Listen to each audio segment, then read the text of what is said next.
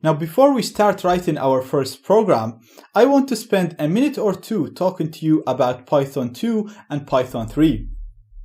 Now, these are the two main versions of Python, and obviously Python 3 is the latest version. So you might be thinking, which version are we going to be using throughout the course? Well, the quick answer to that is both, and by the end of the course, you're going to be able to write programs in both Python 2 and Python 3. The reason for this is, and you probably hear this from a lot of programmers, is if you learn programming properly, then you're going to be able to write programs in any programming language. All you have to do is spend some time reading the syntax and getting familiar with the way that you write code for this language. But you're going to already know the concepts and the way of how to think of a problem, how to model it and solve it. So writing in a different language is not going to be a problem. Therefore, if you learn programming in Python 2 or in Python 3, then the version number is not going to make a big difference to you because you're still using the same language. You're either using a slightly newer or a slightly older version. Now you might be thinking, why are we even talking about Python 2 if 3 is the latest version? Well, the answer is simple. There is a huge number of programs that's already been written in Python 2. So if you ever wanted to use one of these programs in your program, or if you ever wanted to read them and modify them, you're going to have to understand how Python 2 works. Also, there is still a lot of libraries that only work on Python 2, and some of them have a Python 3 version, but the Python 3 is more buggy than Python 2, so you might end up using Python 2. Another reason is a lot of Linux and Unix systems still come with Python 2 as the default Python interpreter. So if you ever wanted to exploit these systems, you're going to have to write programs in Python 2. Now, don't get confused and don't worry about the two versions. Like I said, at the end of the day, you're writing programs in the same programming language. And the differences are actually very small, especially when it comes to the things that we're going to be doing in this course. So they might be slight changes in the names of the libraries and the library calls, or slight changes in some of the statements. So I'm actually going to be covering these changes as we go throughout the course. And therefore, by the end of the course, you're going to be able to write programs and understand programs written in both Python 2 and Python 3. Now let's go ahead and start writing our first program. Now, in most cases, all you need is a text editor in order to write a program. So now I'm in Kali Linux, and I'm going to go to Leafpad, which is a text editor that comes pre-installed with Kali Linux. And we can start writing our Python program straight away in here. Now, there are text editors or IDEs that's designed for programming, and we'll get into that in the next lecture. But for now, I'm keeping everything as simple as possible, and I'm actually going to write a very, very simple program that will only display a message on screen. Now, in the future, we will not be writing useless programs like this one, but this is just an introduction, so I just want you to get an idea of what a program is and how to run it. So, in order to print something on screen in Python, we can use the print function. So I can just do print, that's the name of the function, and then we can use two brackets and give it the message that we want to print between these two brackets. Now, since the message is going to be text, we have to enclose this text between two quotation marks, and the message is just going to be hello world. So very, very simple. We're calling a function, a Python function that prints data on screen. The function is called print, and then we're giving it the text that we want to print in here. Now this is done, and you can actually run the file like this. But it's actually better to include the Python shebang at the start of each Python file you create.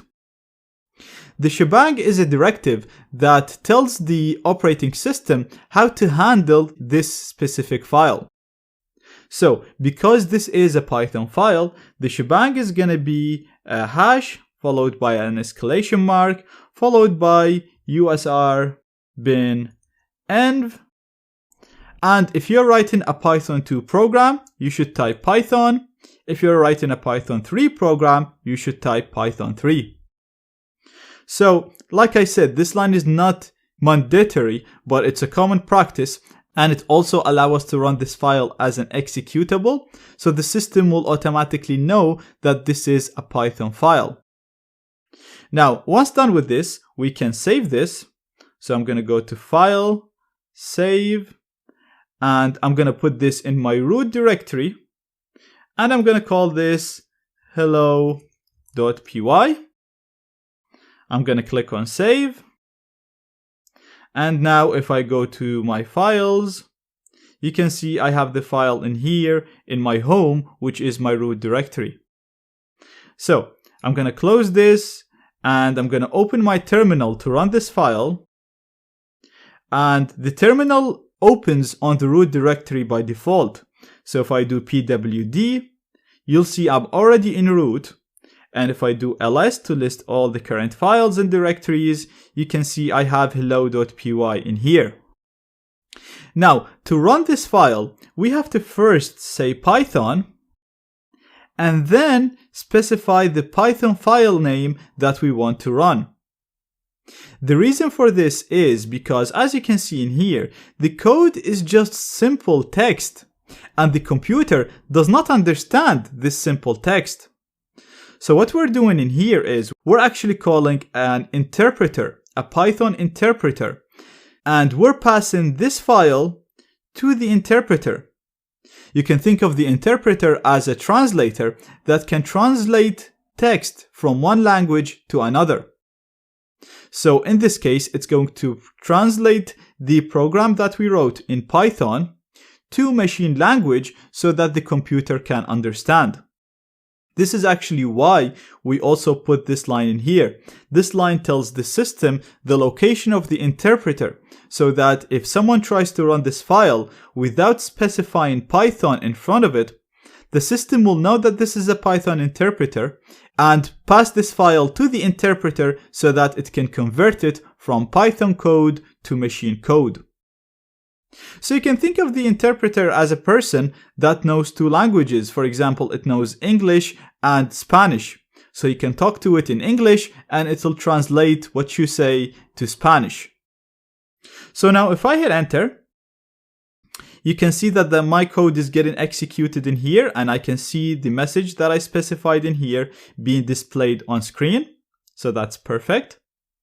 And if you actually want to run this in Python 3, you can just type Python 3 hello.py, and again you can see that the code getting executed exactly the same. And this goes back to me when I was talking about Python 2 and 3, and I said there isn't a huge difference between them.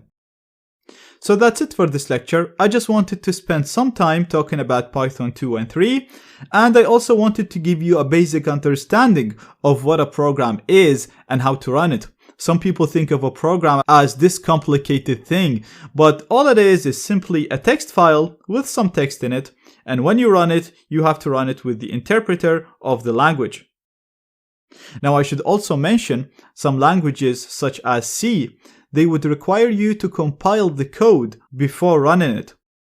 So compiling the code will actually convert the text that you have in here into another file that the computer can understand. And then instead of running this file, the source file, you will run the file that the compiler produces.